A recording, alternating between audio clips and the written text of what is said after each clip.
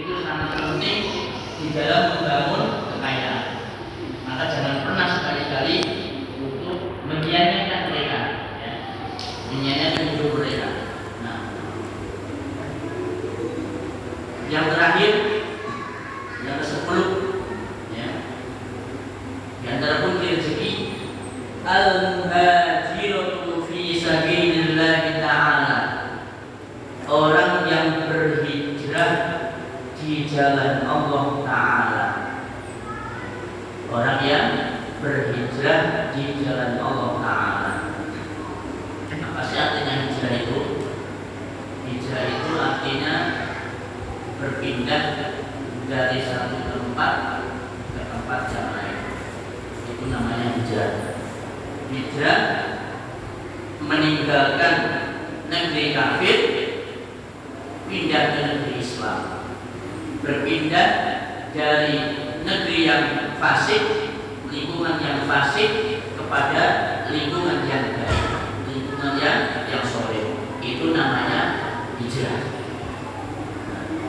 Dan hijrah yang kita barusan tadi sampaikan itu adalah hijrah secara fisik. Ada pun hijrah secara hati, itu adalah berpindahnya kita yang semula dari ahli syirik kepada ahli tauhid. Kata Nabi, al-muhajir man hajarallahu man Allahu anhu. Orang yang berhijrah itu adalah orang-orang yang meninggalkan apa-apa yang Allah Subhanahu wa taala larang. Itu namanya hijrah. Hijrah secara hati. Hijrah dari yang semula menjadi ahli bid'ah menjadi ahli sunnah. Hijrah yang semula dari ahli maksiat kepada ahli taat. Itu namanya hijrah. Nah, dan hijrah ini, ya, dijanjikan oleh Allah Subhanahu wa taala dan dijanjikan oleh Nabi sallallahu alaihi wasallam, dia akan mendapatkan rezeki. Maka bisa lihat dalam surah An-Nisa ayat 100, ya. Allah Ta'ala berfirman, wa may yuhajir fi sabilillahi, dan barang siapa yang berhijrah di jalan Allah, yajid fil ardi muraghaman katsiran wasa', maka dia akan mendapatkan di permukaan bumi ini muraghaman katsiran, yaitu rezeki yang banyak dan tempat yang luas.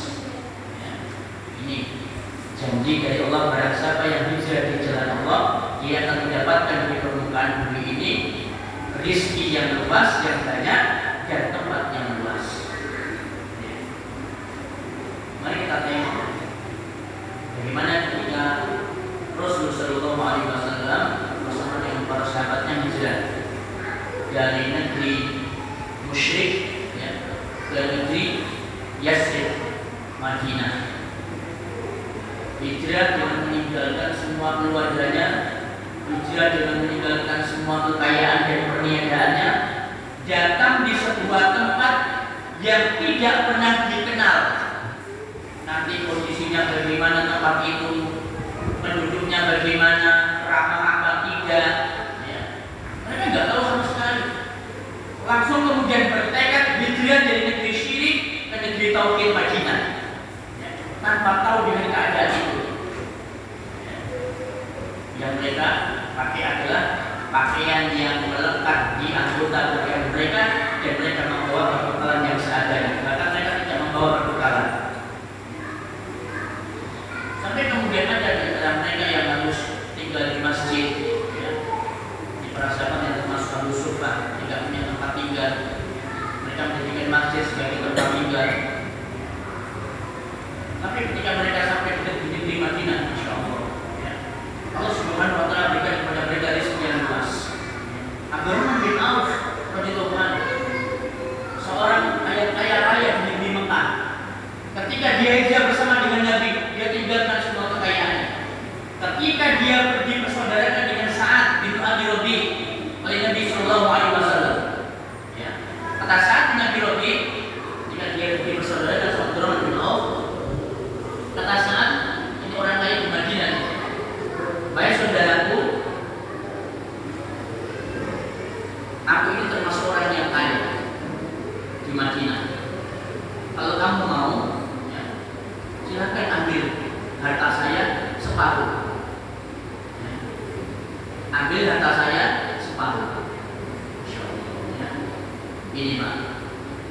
yang namanya apa ya? Ukhuwah yang benar-benar sampai masuk ke hati. Ukhuwahnya, persaudaraan yang sampai masuk ke hati. Bukan hanya persaudaraan yang abang-abang nanti, nek ketok, yo mesum, jangan-jangan tidak ada sepisan, sama saja. Ini sudah sampai pada taraf persaudaraan yang sampai mengorbankan harta. Baik saudaraku, nek kamu pingin, ini aku punya harta banyak, apa yang separuh? Ini anaknya yang ambil 2, ambil 1. Ini anaknya sudah motor 2, ambil 1. Sampai begitu Pak.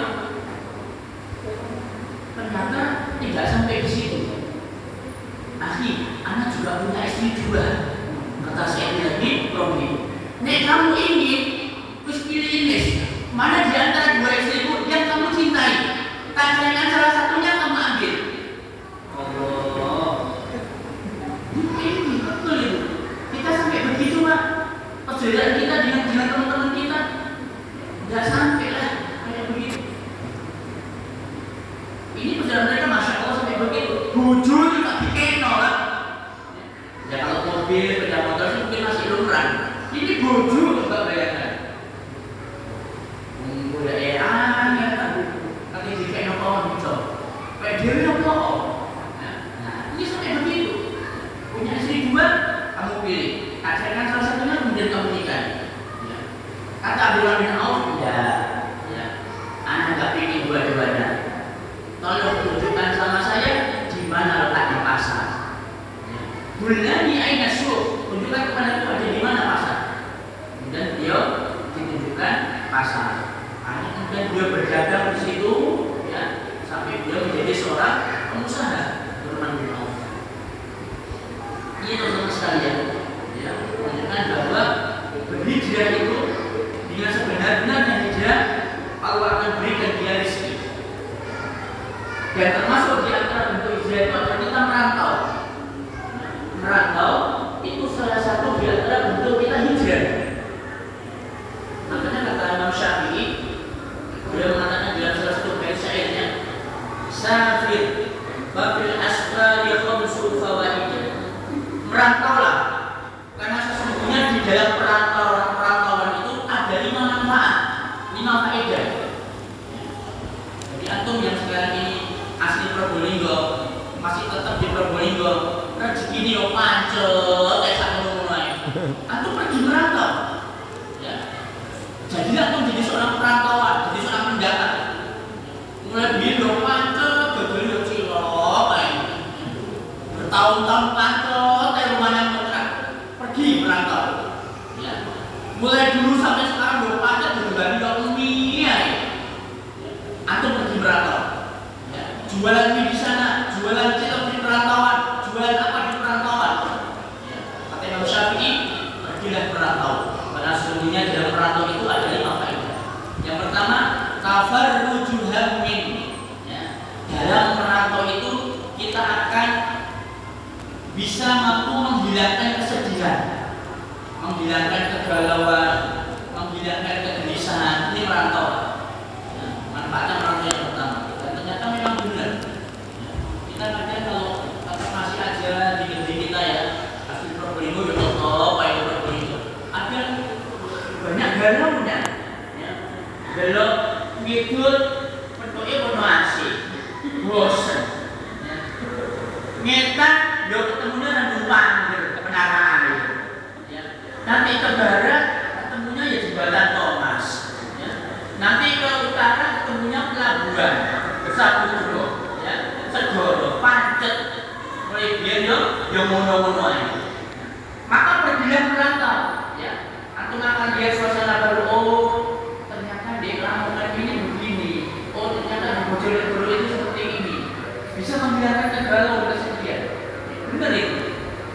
Kemudian yang kedua, waqtisabu ma'isyatin. Nah, ini, ya, masuk dalam materi kita.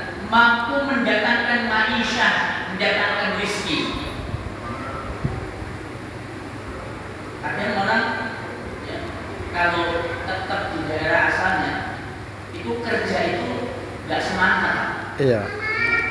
Kalau di daerah sendiri itu kerja nggak semangat. Gimana mau semangat? Ya. Nanti kalau jagangannya sepi, ya, kemudian kesulitan untuk makan dan minum, ya tinggal mampir aja ke rumah orang tua. Masih ada orang tua saja, mencelok ke orang tua, aku makan di situ. Gak ada semangat, gak ada tantangan. Tapi ketika kita merantau, ini mau tak laku, tak makan ya, mau tak cakang dagang ini, mau tak makan nunggu. Gimana nanti bayar kontrakan, gimana nanti bayar sekolah anak, ya kan semangat gitu kan? Ada di perantauan, ya benar. Coba aku lihat orang-orang yang datang ke sini untuk Probolinggo sebagai pendatang perantauan, antum bandingkan sama penduduk pribumi asli, beda banget. Mulai dari taraf ekonominya, ya, kemudian taraf apa lagi, itu sangat beda dengan penduduk pribumi. Makanya banyak sekali para penduduk pribumi itu mereka sangat iri dengan para pendatang di mana tempat itu. Ya. Karena para pendatang itu mereka lebih maju ekonominya dibandingkan penduduk asli. Coba aku merantau ke Kalimantan. Ya. Masya Allah yang namanya perantauan di sana sukses, mereka semua kaya-kaya. Sampai kemudian untuk penduduk ini. Ini dengan orang-orang Jawa, para transmigran itu, ini mereka. Urusan di samping, ya. Itu salah satunya karena ada kecemburuan iri. Penduduk juga yang ada di Kalimantan yang begitu suksesnya mereka membangun ekonomi, membuat orang-orang Jaya ini. Ya. Maka terjadilah kerusuhan samping itu. Ini salah satunya. Ya. Itu jelas sekalian bahwa dengan perantau itu bisa mendatangkan rezeki. Dengan berhijrah itu bisa mendatangkan rezeki. Kemudian yang ketiga, wa ilmun. Dengan merantau kita bisa dapat ilmu. Ya. Kalau tetap aja di sini jadi penduduk pribumi asli, ya, aku nggak akan pernah berkembang ilmunya. Bahwasanya tidak akan pernah berkembang. Itu pasti. Ketika aku masih di perantauan, ya, kita akan nambah ilmu, nambah wawasan, nambah teman banyak, ya. Yang semula kita dulu di Probolinggo jadi ahli syirik, begitu perantau kita jadi ahli tauhid. Jadi kita masih di Probolinggo jadi ahli bid'ah, begitu sudah perantau ternyata kita perantau jadi ahli sunnah. Bisa jadi seperti itu, ya kan? Banyak orang di antara teman-teman kita yang mereka itu mendapatkan gaya sunnah bukan di asli ketika dia berdiam di situ. Justru mereka dapatkan ilmu dan cahaya sunnah ketika mereka merantau. Itu Anda mendapatkan cahaya sunnah, ya, dan kebenaran ketika saya pergi merantau. Anda mendapatkan cahaya sunnah ketika kami ini merantau ke Mojokerto dan Surabaya. Baru saya temukan kebenaran yang ada di situ. Ketika saya di Mojokerto dan Surabaya. Di Surabaya masuk di Ma'had Al-Irsyad, sekarang Setaya di Abi Thalib. Itu dari hasil perantauan. Waduh itu ke Jakarta yang Surabaya lah. Merantau. Dapat cahaya kebenaran di sini.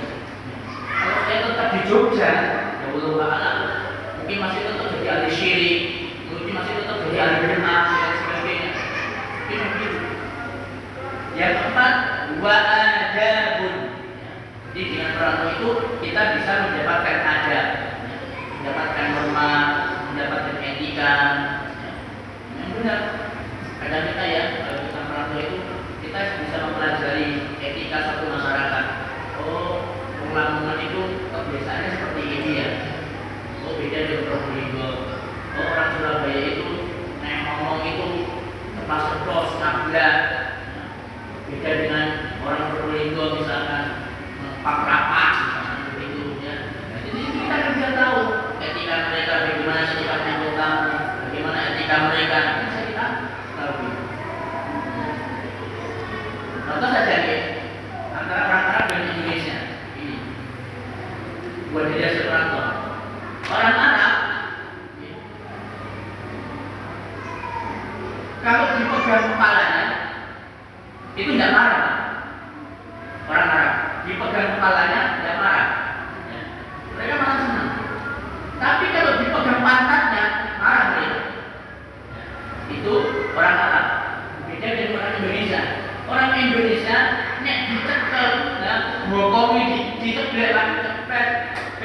Normal, ber, tidak marah. Tapi kalau dipegang kepalanya orang Indonesia itu hanya meramah, ya, marah mereka. Bedanya, maka di sini jadi nek orang Arab itu nek dicekel sirai, ya pokok. Tapi nek dicekel pantatnya dia marah. Ini kita bisa mempelajari dari hasil merantau. Yang kelima, Imam Syafi'i, wasuhbatul majidi, bisa mendapatkan teman. Ini faedah daripada merantau, faedah daripada hijrah. Nah, maka barang siapa yang hijrah di jalan Allah Subhanahu wa taala, maka dia akan mendapatkan kehidupan dunia ini yang luas, yang rezeki yang banyak dan kemudian luas. Asalkan hijrahnya itu benar-benar dia lillahi ta'ala, ya. Jangan karena dia itu mengharapkan dunia atau mengharapkan sesuatu di selain Allah Subhanahu wa taala. Maka insyaallah Allah telah memberikan kepadanya rezeki asal hijrahnya benar. Kalau hijrahnya kita nggak benar, ya, masih ada tendensi, masih ada ya sesuatu yang akan kita bisa ambil manfaatnya, ya. Maka Allah tidak akan memberikan kita rezeki. Contoh misalkan ada sebagian ikhwan, ya, yang berhijrah ke manhaj salaf lantaran mau cari harim. Ada kan? Ada yang seperti itu, ya. Mencoba hijrah ke manhaj salaf karena mau cari harim. Ya. Bahkan sampai ada yang sampai membuat penipuan. Ya. Dia datang ke majelis taklim, ke halaqah, terpesona, ya, terpesona di situ. Kemudian ada yang kena satu, kemudian tiba-tiba ditinggal. Ini harinya, akhwatnya ini. Ditinggal nanti dia pindah lagi cari masalah lagi di sana. Ya, pura-pura baik, kami ketemu sehuli, assalamualaikum, khair dan lain sebagainya. Cari mangsa. Begitu dapat ditinggal lagi. Ya, semakin akan itu beberapa tahun yang lalu. Ada seorang ikhwan yang pura-pura hijrah kepada salah, kemudian ternyata mencari mangsa para akhwat, ya, yang beristri kemudian ditinggal begitu saja. Nah, ini akibat daripada hijrahnya tidak lillahi ta'ala. Akhirnya dia meninggalkan masalah demi masalah. Ya. Ada yang seperti itu. Ya. Hijrah karena nyari harim, ya, nyari istri dan sebagainya. Ada yang niatnya hijrah itu ya karena ingin mencari fulus. Itu kayaknya orangnya kayak dia orangnya kaya. Ayo kita hijrah ke sana. Ternyata setelah dia hijrah ke sana, nggak dapat apa-apa. Nah, nggak dapat apa-apa. Walau terus walau. Maka jangan sekalian niatkanlah hijrah kita Allah Subhanahu wa taala dengan dan berniat karena memurnikan ibadah kita kepada Allah Subhanahu wa taala. Nah, insyaallah kita akan diberikan rezeki Allah Subhanahu wa taala. Yakin. Ini selesai pembahasan kita ya tentang 10 yang mengikuti rezeki yang ditulis oleh Syekh Dr. Fadlilahi. Ini adalah tambahan dari kami pribadi. Ya, termasuk juga jalan untuk mengikuti rezeki adalah berdoa. Ya. Nabi SAW dan kita Allahumma inni as'aluka ilman nafi'an wa rizqan thayyiban wa amalan taqabbal. Ya Allah, aku minta kepadamu ilmu yang bermanfaat, rezeki yang baik dan kemudian amal yang diterima. Ini salah satu di antara untuk bisa menjalani rezeki yang benar. Ada sebuah kisah di Mesir itu ada tempat untuk ilmu. Ada tempat untuk ilmu. Ada beberapa pemuda terakhir untuk ilmu. Tapi mereka kemudian tak bisa berkata. Kemudian dia setiap hari dia berdoa, Allahumma inni as'aluka ilman nafi'an wa rizqan thayyiban wa amalan taqabbal. Sampai kemudian salah satu sultan yang ada di Mesir, ya, mungkin gubernur yang ada di Mesir, itu datang sambil membawa hadiah yang diberikan kepada 4 penuntut ilmu tadi itu. Ternyata setelah ditanya apa gerangan yang membuat sultan ini sampai memberikan hadiah kepada 4 penuntut ilmu itu, ternyata dia pada waktu malam dia bertemu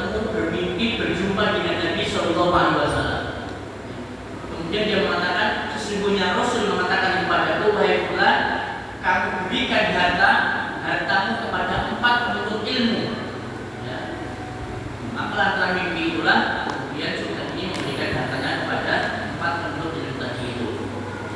Ya tidak lain karena sebab itu berdoa menyembah bumi Allahumma inni as'aluka dan nabiya wa rizqan thayyiban. Ya.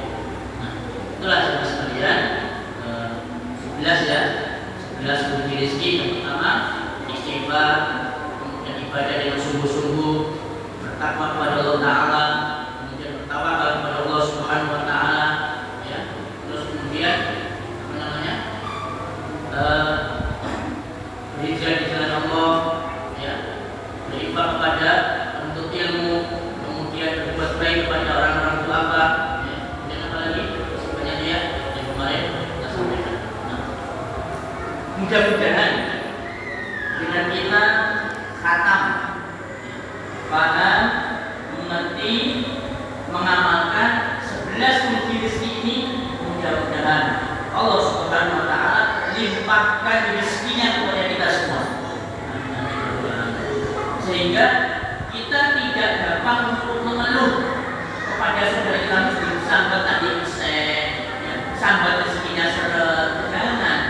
Amalkan 11 kunci rezeki ini. Yakin insyaallah Allah limpahkan rezekinya sama kita. Kalau kita amalkan 11 ini insyaallah tidak ada yang namanya mengeluh utang minyak, ya, mengeluh tani peseng, mengeluh dagangannya seret, insyaallah tidak ada. Ya, insyaallah tidak ada. Masing-masing dari kita akan berbau dari malam-malam sholat. Dua kalau bersolat, mungkin sebelum kita akhiri, mungkin ada pertanyaan atau ada yang mau disampaikan. Assalamualaikum. Assalamualaikum Ustaz. Ini saya mau tanya Ustaz. Kemarin waktu saya hijrah di Manado, ada teman saya itu orang Islam juga. Dia bilang begini, kenapa ya kalau kita lihat orang Islam itu kok menengah ke bawah, sedangkan orang Kristen non Muslim, orang Cina itu kok kaya-kaya kelihatannya. Apakah rezeki itu berbeda-beda? Apakah Tuhan sudah tidak sayang sama kita? Begitu Pak, tanya Pak. Atau jalan kita beda begitu? Nah, ini saya tanya Pak. Terima kasih. Assalamualaikum warahmatullahi wabarakatuh. Ustaz, kalau kita lihat ya orang Islam ini, ya Allah, cek berhasil hidup mereka itu mana? Tapi kalau kita lihat orang Yahudi, orang Nasrani, orang Cina, mereka kaya-kaya Ustaz.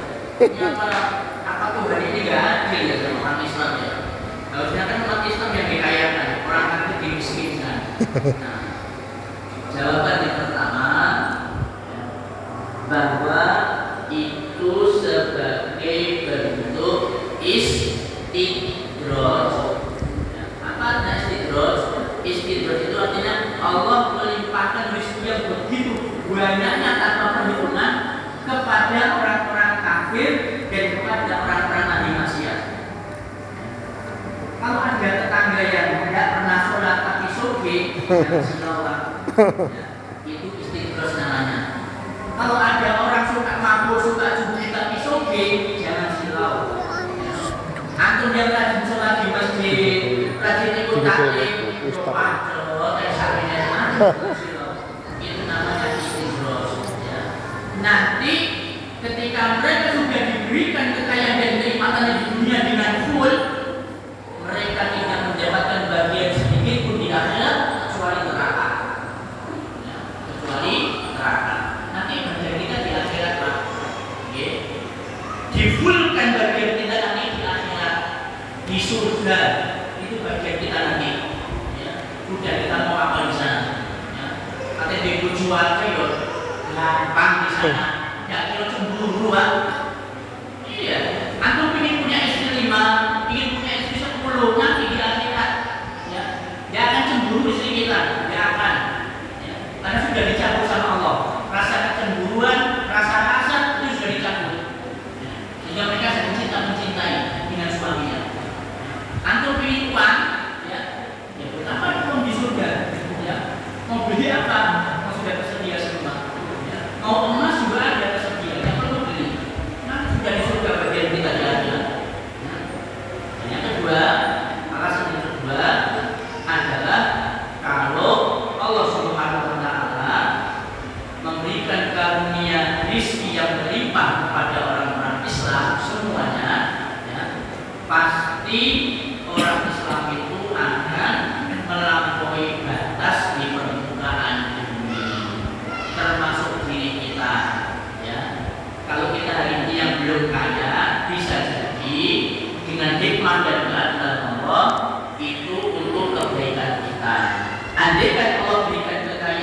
kita hari ini, ya, kita akan menjadi ahli syirik, ya.